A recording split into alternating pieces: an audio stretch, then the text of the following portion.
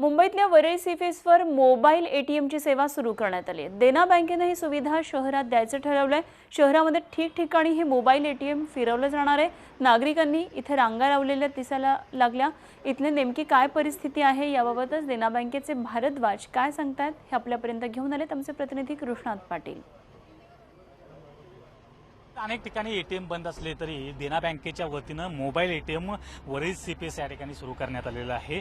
काल देखील नेपेन्सी रोड आणि वरळी या ठिकाणी हे मोबाईल एटीएम जे फिरतं एटीएम आहे ते सुरू केलं होतं आणि याचा लाभ जो आहे ते असंख्य जनता जी आहे ती मुंबईकर जनता घेताना दिसून येते। कारण मुंबईतले अनेक एटीएम बंद असल्यामुळं ह्या एटीएमचा फिरत्या एटीएमचा फायदा जो आहे तो लोकांना होतोय।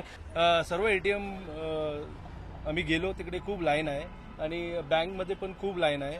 मोबाईल सुविधा खूप चांगली आहे। आणखीन 5 दिवस राहायला पाहिजे कारण 5 दिवसपर्यंत असेल प्रॉब्लेम असेल आणि इकडे पाण्याची सुविधा पण आहे। तो Dena bank is doing a good job. आपल्यासोबत महाराष्ट्राचे देना बँकेचे जीएम आर के भारद्वाज सर आहेत। सारे एटीएम शुरू हैं जो आउटसोर्स वाले हैं आज से शुरू हो जाएंगे और देना बैंक में जो है एटीएम्स के लिए हमने अलग से व्यवस्था की है और बहुत जल्द आज या कल में आरबीआई से और छोटे नोट आने वाले हैं। तो हमारी कोशिश यही है कि जो एटीएम है हमारे निरंतर वो चलते रहें और ग्राहकों को कम से कम असुविधा का सामना करना पड़े। हे होते जीएम जे महाराष्ट्राचे देना बँकेचे आहेत आणि हे जे एटीएम आहे ते अंतर्गत अशा पद्धतीने आहे।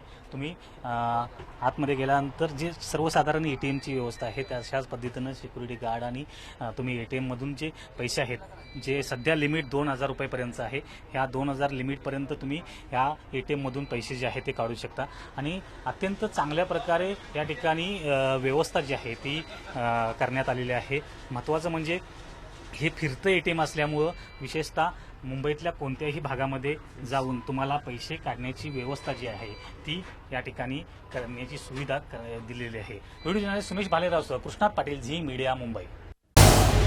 झी 24 तास रहा एक पाऊल पुढे।